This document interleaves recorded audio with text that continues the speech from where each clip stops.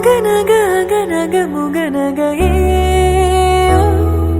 முகநக முகநக முருநகையே முருநக முருநக தருநகையே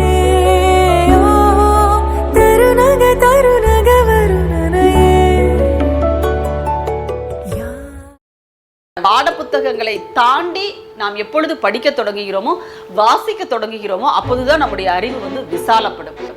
புத்தகம் அப்படிங்கிறது உலகத்தை நாம் பார்க்கக்கூடிய ஜன்னல் அப்படின்னு சொல்லுவாங்க. இந்த புத்தகங்களின் வழியாக நாம் இந்த உலகத்தை பார்த்தால் இந்த உலகம் விசாலமானதாக, மானிட தத்துவம் நிறைந்ததாக, மானிட சிந்தனை உள்ளதாக, மனிதநேயம் உள்ளதாக நம்முடைய கண்களுக்கு தெரியும். அதனால பாட புத்தகங்களை தாண்டிய வாசிப்புக்கு நம்முடைய பிள்ளைகளை கொண்டு செல்வதற்காகத்தான் இந்த நூலகங்களை எல்லாம் நாம திறக்கிறோம். அதை நம்ம முதல்ல புரிஞ்சுக்கணும். தந்தை பெரியார் அவர்கள் எப்பொழுதுமே அவர் மேடையில் பேசும்போது பக்கத்துல புத்தகங்களை வச்சுக்கிட்டே இருப்பார். அந்த புத்தகங்களில் இருந்து ஆதாரங்களை எடுத்துக்காட்டி வாசிப்பது, சொல்லுவது, பேசுவது என்பதுதான் தந்தை பெரியாரினுடைய ஒரு பாணி.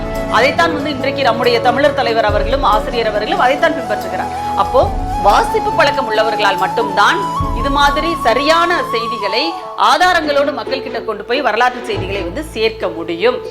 அதை நீங்க புரிஞ்சுக்கோங்க. அண்ணல் அம்பேத்கர் அவர்கள் வாசித்த புத்தகங்கள் அளவிற்கு வேறு யாருமே வாசித்ததில்லை அப்படின்னு நம்ம படிச்சிருக்கோம். அதனால்தான் அவர் இன்றைக்கு அறிஞராக, ஒரு சட்ட மேதையாக, இந்தியாவினுடைய அரசியலமைப்பு சட்டத்தை வடித்து தந்தவராக, மாமேதை அண்ணல் அம்பேத்கர் என்று அழைக்கப்படுகின்ற பெருமைக்குரியவராக அவர் இருக்கிறார் அப்படின்றதை நம்ம பார்க்கிறோம்.